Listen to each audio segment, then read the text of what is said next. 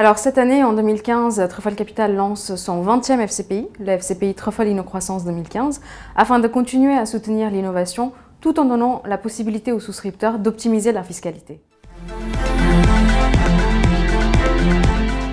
Alors, Truffle Capital se spécialise depuis 14 ans dans l'identification d'entreprises innovantes dans les secteurs des sciences de la vie et des technologies de l'information, des entreprises qui développent des technologies révolutionnaires.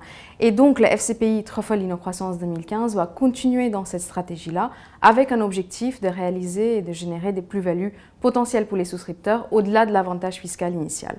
Pour y arriver, Truffle Capital va procéder en plusieurs étapes.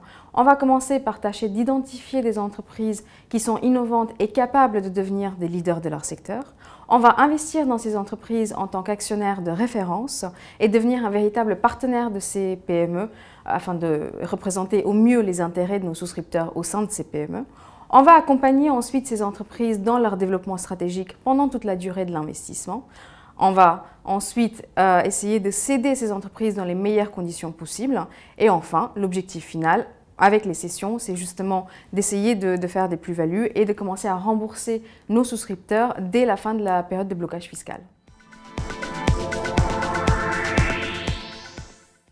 Le FCPI Truffle InnoCroissance 2015, qui est accessible à partir de 1 000 € d'investissement, permet au souscripteur, au moment de son investissement, soit de réduire son ISF à hauteur de 45% de l'investissement et dans une limite de 18 000 € de réduction, soit de réduire son impôt sur le revenu à hauteur de 18% de l'investissement et dans une limite de 2 160 € pour un célibataire ou de 4 320 € pour un couple.